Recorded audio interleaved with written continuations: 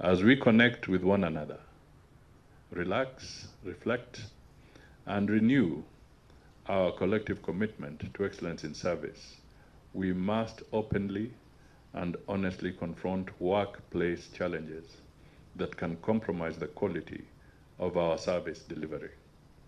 These include mental health, which is a serious health concern affecting individuals, families and institutions, and nations across the world. Work-related stress, anxiety, and burnout also leave staff fighting silent battles behind their smiles and professional appearances. Investing in wellness creates affordable opportunities to deal with these issues and improve our capacity to perform better. It enhances resilience, innovation, and excellence, enabling us to build healthy relationships at work and within our families as we serve our country. Neglecting these important connections may result in stress, conflict, illness, gender-based violence, and alcohol and substance abuse, among many other social ills.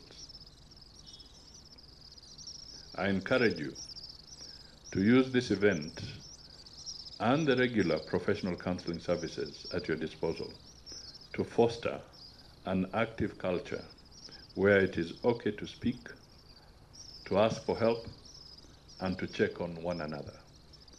A simple conversation, a kind word, or a listening ear can make a significant difference, particularly in reducing the stigma often associated with mental health challenges. Seeking support should never be viewed as a weakness. Rather, it should be regarded as a sign of strength, courage, and self-awareness that demonstrates wisdom and a commitment to personal well-being. Ladies and gentlemen, going forward, it would be gratifying to see a more connected, happier, and less stressed workforce. The activities of this day should stimulate a more productive foreign service that shows greater trust in our leadership and is deeply committed to the delivery of the State Department's mandate, upholds public service values, contributes ideas for continuous improvement, and willingly supports one another. I firmly believe that as we work together to achieve our goals, we shall all share in the pride and satisfaction of our individual and collective accomplishments. Let me close by appreciating all of you for your dedication, professionalism, and the invaluable contribution to making Kenya a great home and abroad. Making Kenya great at home and abroad. I look forward to the next round of fun-filled wellness activities this time next year. And it is now my distinct pleasure to declare the State Department for Foreign Affairs Staff Wellness Day officially open. I wish you a great day of fun, interaction, learning, and rejuvenation. God bless you all, and make sure when you go home, there are no muscle pulls. So, I just want to say thank you to you because you have all contributed. The profile of Kenya would not be what it is without your personal contribution. So don't ever imagine that I don't recognize that. I do.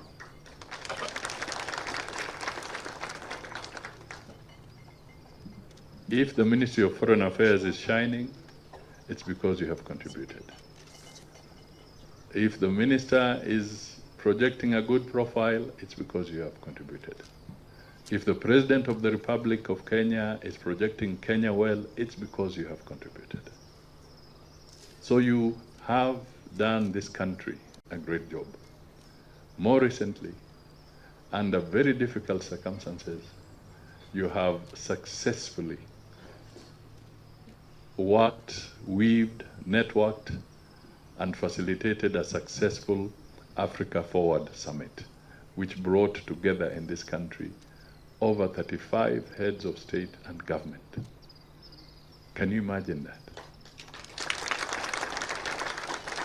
It would not have happened without you.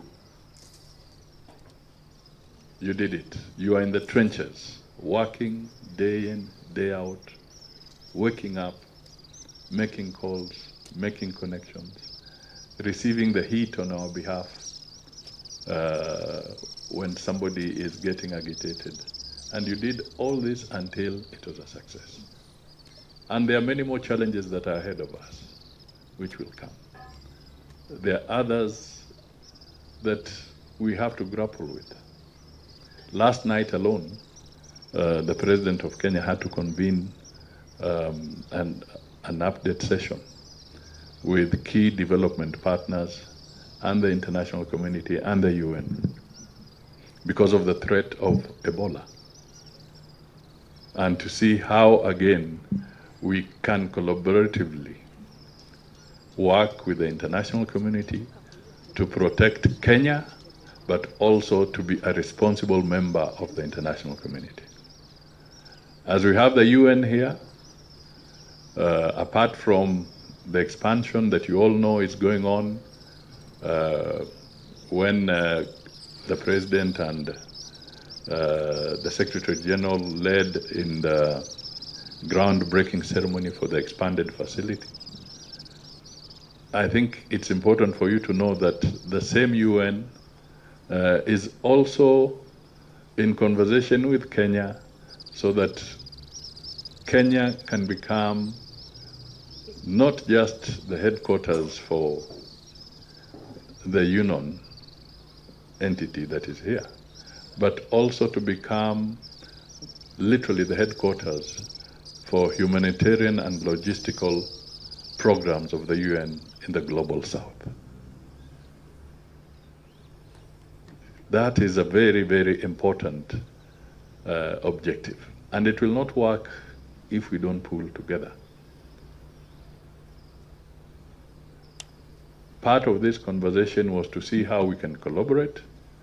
We are lucky so far that we don't have any Kenyan who is affected, but we should not pretend that it may not happen. And we should not pretend that we may not be called, we may not be required to help in the coordination of an international or regional response. So Kenya can become an anchor of this kind of international interventions. So forget about the misleading impression that setting up facilities of this nature are geared to only handle foreign people. No. Kenya is setting up almost 16 or thereabout intervention centers of that nature because we don't know. We are being prepared. We are being proactive. Surely we cannot be so stupid to go and just say we are bringing a disease and carrying it and sprinkling it amongst our people. No, no, no. We are actually being proactive. In the event this disaster hurts, what do? So we must be prepared for both the citizens of Kenya and also be prepared because we are a significant player within the international arena. So this is sometimes how you are misinterpreted or how we are misinterpreted, but you have the nerve, you have the resilience to be able to withstand and be able to project and explain some of these situations effectively to our other people and to the citizens of this country. So as you undertake your exercise, as you do your interaction today, just know that you carry a lot of load. Sometimes that famous phrase, weka mawe, that is used. I don't know whether they know exactly the implications of that, because it's a weight. If somebody puts those stones on your shoulder, or those weights, it's not easy to lift. So you have been doing a lot of heavy lifting. So leo sikuweka mawe, leo ni kutoa mawe, so that you can relax, stretch yourselves, and enjoy the day. But have a good day. I'll be leaving this afternoon. That's why I cannot join you. As some of you may know, I'll be leaving for Korea at 4, again on duty. So nyinyi mkiendelea na mimi nipange safari. God bless you all. Have a good day. Enjoy yourselves, and I'll see you next week.